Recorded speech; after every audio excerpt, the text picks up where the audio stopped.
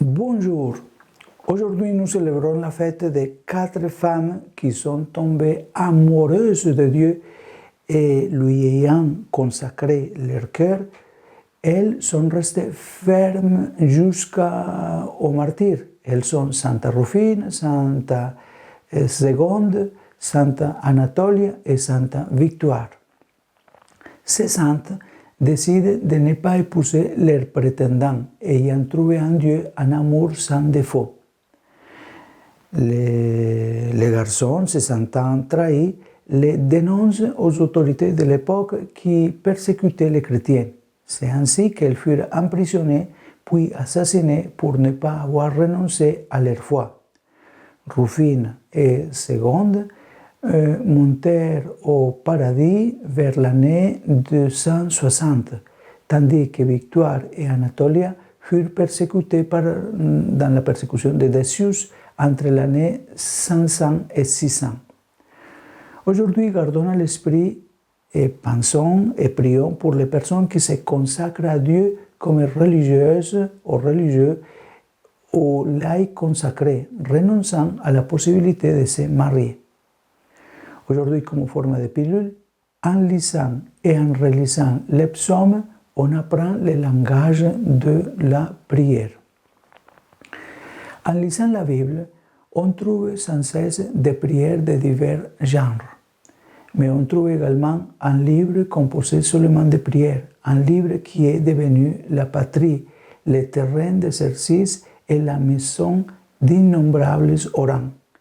Il s'agit du livre des psaumes. Il y a 150 psaumes pour prier. Il fait partie des livres sapientiels car il communique le savoir prier à travers l'expérience du dialogue avec Dieu. Dans les psaumes, nous trouvons tous les sentiments humains, les joies, les douleurs, les doutes, l'espérance, les amertumes qui colorent notre vie.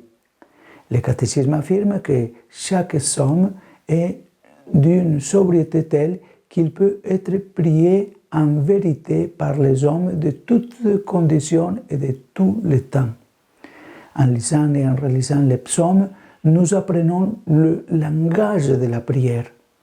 Dieu le Père, en effet, les a inspirés avec son esprit dans le cœur du roi David et d'autres orants pour enseigner à chaque homme et femme comment le louer, comment le remercier et le supplier, comment l'invoquer dans la joie et dans la douleur, comment raconter les merveilles de ses œuvres et de sa loi. En synthèse, les psaumes sont la parole de Dieu que nous, les humains, nous utilisons pour parler avec lui. Dans ce livre, nous ne rencontrons pas des personnes éthérées, des personnes abstraites, des gens qui confondent la prière avec une expérience esthétique ou aliénante. Les psaumes ne sont pas des textes nés dans un bureau. Ce sont des invocations souvent dramatiques qui jaillissent du vif de l'existence. Pour les prier, il suffit d'être ce que nous sommes. Nous ne devons pas oublier que pour bien prier, nous devons prier tel que nous sommes, sans maquillage. Il ne faut pas maquiller son âme pour prier. Seigneur, je suis ainsi.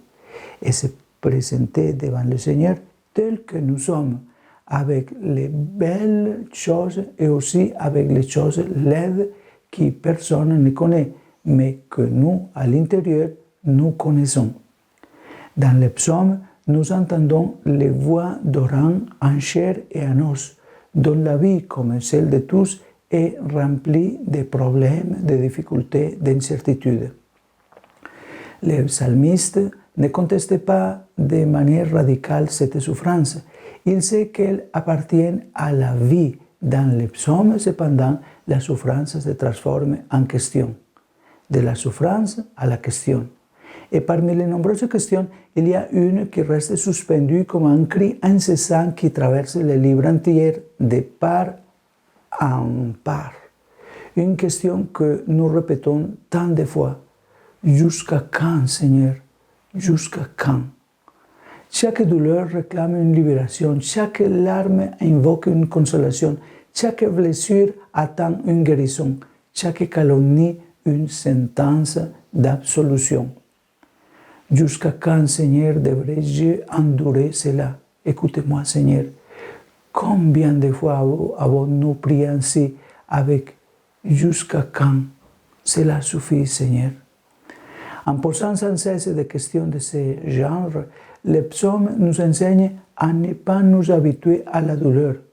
Et ils nous rappellent que la vie n'est pas sauvée si elle n'est pas guérie. L'existence de l'homme est un souffle, son histoire est fugace, mais Laurent sait qu'il est précieux aux yeux de Dieu. C'est pourquoi crier a un sens, et cela est important. Je vous invite aujourd'hui à prendre la Bible et à lire l'un des psaumes. Chaque jour, vous pouvez les lire et les faire votre prière. Et les prier du plus profond de votre cœur. Vous pouvez aussi recourir à la liturgie des heures que je ferai bientôt connaître à ceux qui ne les connaissaient pas. Faisons cela en gardant à l'esprit qu'en lisant et en relisant les psaumes, nous apprenons le langage de la prière. Que Dieu Tout-Puissant vous bénisse et vous garde. Au nom du Père et du Fils et du Saint-Esprit. Amen. Bonne journée à vous tous.